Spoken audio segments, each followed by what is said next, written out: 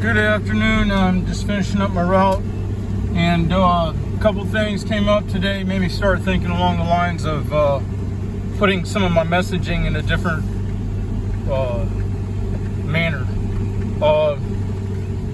And one of them is that whether you put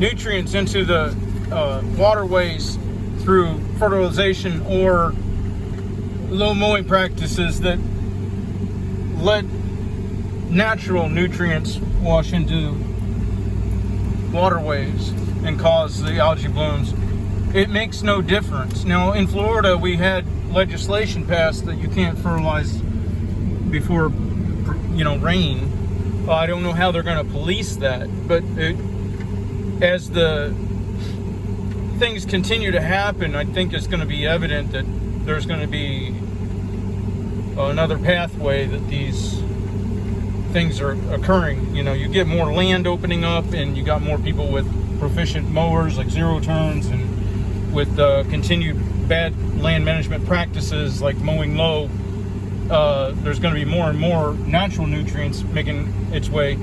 They're basically the same thing. It's just the concentration. When they are liberated from individual lawns, aside from application of artificial concentrations of fertilizer, then they're going to concentrate into the fields and streams and have the negative consequences that they're trying to fight against. So until they address that side, that pathway, they're not going to have much. And besides that, how are they going to police the, hey, don't fertilize before it rains type of stuff? And you're not going to be able to do that. So the problem with Florida is it's a perfect storm for this disaster that's basically unfolding right now. In that you have, one, the environment is specialized. It's very special, and I'll try to get into that in our nutrient layer and everything, and that's based upon the history of the state. And then you have mental issues and the type of demographic, and then you got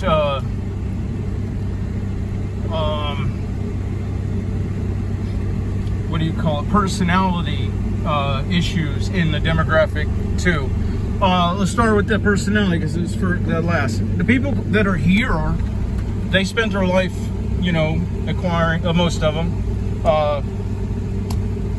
And they don't want to be told anything. They think they know it all, and the last person they're going to take anything from is the long guy. So you can tell them, all you want. Hey, this is different from where you were, making your, life and your wealth and your pension or whatever the circumstances were. And we don't have that nutrient layer. You cut below that nutrient layer and it washes and fans away, and you're basically down to sand and weeds. And then everybody is justified in the argument, hey, we're never going to have nothing but weeds anyway, soil's sand, so we just mow it low. Well, that doesn't work in the long run. That doesn't work in the big picture. That just advances us faster towards the disaster that's coming. So that mentality of superiority is one of the problems.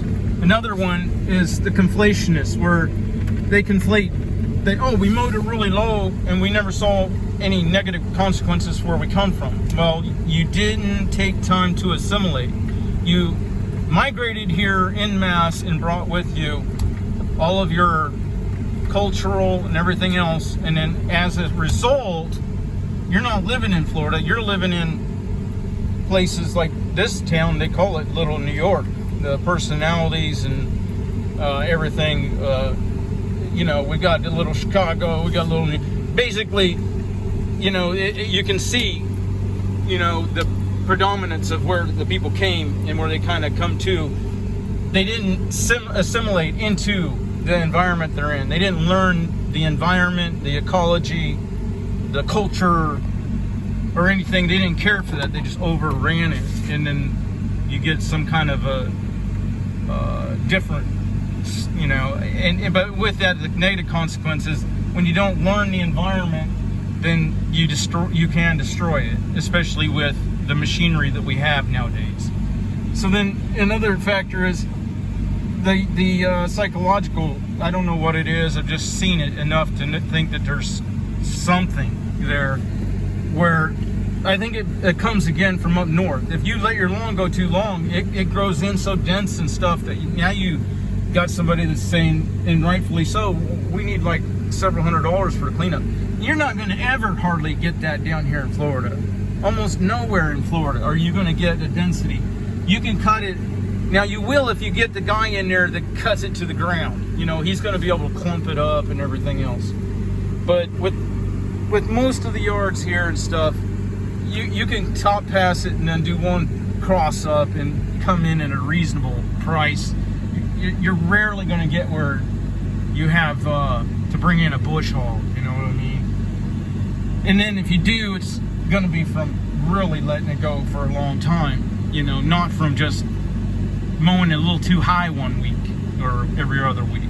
So you got that, and then you got the psychological aspect of people wanting to feel like they're in control of environment and Mother Nature, which is never going to happen. You know, to look out and see that homogeneous growth height after a cutting and everything it does make you have a feeling of a sense of security, maybe false security, that you have control over Mother Nature. And you know, I've learned from many years of experience that there's nothing that puts you on equal terms where you got control. There's big machinery that can make you, you know, be able to dig back out afterwards and maybe fight back on it. Like I had a place down south where there was Brazilian peppers and others, and lead trees coming in, bean trees. And after a storm, the bean trees would lay all down and take another 40-foot swath that you can't mow. Well, when you can't mow, then the Brazilian peppers come up in between. Well, I fought that with the small machinery I had until I got a backhoe, and then it was like, wow, you know, and I got some control over this. But then would come the floods, and we were low-lying, and a bunch of growth came into that area, and you know, you couldn't stop that. So you're never fully in control. Another aspect psychologically is that 2-year-old self that likes to run through the grass with a machine, watching it spitting out a steady stream. You know, and too many times that 2-year-old is at a cost. When I was young, we used to go to my grandpa's pond, and we didn't realize, but he spent some money stocking it every time before we came, so that we could sit out there reeling in fish after fish. You know, and that's kind of what I do on these lawns where the people are not home, and then they come back after the summer. And that I kind of stock their pond. I've built in density on their lawns. And then they come back into town and they get to watch the grass squirt out the side, and then within a month they're like, oh my gosh, how come we got nothing but sand again? Well, it's not because the rainy season ended. You know, I leverage, for the benefit of my customers, I leverage the rainy season into growth density every time, and it takes extra work because I'm mowing higher up the stem. I have to cross it up and all that good stuff. So those are some of the things that are creating psychologically the perfect storm. Then environmentally, the perfect storm is a result of the circumstances where Florida was basically a swamp for a long time. So most of the natural living organisms, their byproduct is oil, and as such, when Florida was a swamp, the natural washing action of being covered with water had the effect of migrating all those oils down to the fossil fuel layer faster. It over contributed basically to the fossil fuel layer, but left behind, once there was development here and drainage added and everything, left behind a very thin and frail nutrient layer. Basically it's sand. All we have is sand, and then there's a thin organic layer on top. Now that thin organic layer spread across all of this area is enough to cause an environmental disaster if it's all mowed too low. And with these newer zero-turn mowers and all the people coming in, it's very possible to have that happen. But as such, our environment, our ecology does not support the same mowing practices as up north. Now, that being said, physics is physics. If you mow low, I don't care if you're up north or here, then you're exposing the microorganisms to a sun bleaching that they can't survive. So now you've negated the ability for the lawn to self-fertilizer henceforth. And when you have less stem, you have a shallower root, so you've negated the plant's ability to suffer through drought. So that's the laws of physics. If you have a shorter stem, then you have less surface area to collect dew every morning. If you have a shorter stem, you have less ability to self-shade and retain that moisture long enough to break down the clippings for its own creation of fertilizer. And the best way for a lawn to fertilize is self-fertilizing. The best way for a lawn to be watered is self, because it does it in apportionment to what its needs are all through the lawn. If you try to do broadcast, then you're going to have over-fertilization in some areas and under in others, and that contributes to it running into the waterways, and then you're going to have over-irrigation and under just as the same because of shading and other factors, runoffs, things like that you can't foresee and make adjustments for. So you got all of those factors, but then you consider also that when you look at all the Westerners now, they're having to kill livestock because they can't get water and they can't get food. Well, that's food. The livestock was food. So think of the global starvation you cause if you cut it short and then you want to defy the laws of physics and the laws of Mother Nature, but you still want it to be green, you see, then you're just going to end up creating even more, it's horrific to think the person that's causing the marine food depletion through algae blooms and runoff is also, a lot of them, because then they turn around and water their lawns, creating the agriculture row crop production to be leaning more towards GMO and killing off all of our livestock agricultural production. It's like starvation times 3. You can't make this stuff up. I mean, the same mentality of I don't care about anybody else, but I want a green lawn despite species selection that is X amount high despite, once again, species selection.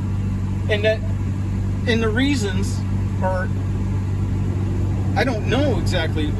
They don't want a wet slipper in the morning, or they get down here and they don't want a big dog that'll pull them and pull their back out because of the demographic, the age, or whatever. But it just all goes towards, the cut height is not necessarily an option.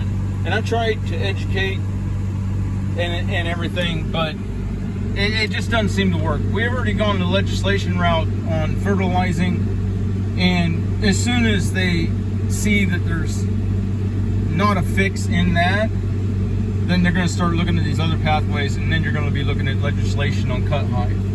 And I'm not an advocate of that kind of thing. I'm an advocate of personal property rights and individual rights, but how individual and personal is it when your actions have a result for others? And that's where they're going to find justification in it. And their motivations aren't going to be to save the planet. It's going to be to build bureaucracies and build scenarios where they can give the cousin or the nephew a job, big bureaucratic job. So you'll get all of the limitations of individual freedoms, but you won't get the benefit of having a healthier planet, healthier food source, things like that. So that's the direction that I see it going. I don't know. I'm hoping that I'm wrong. We'll have to just wait and see. Y'all have a good day.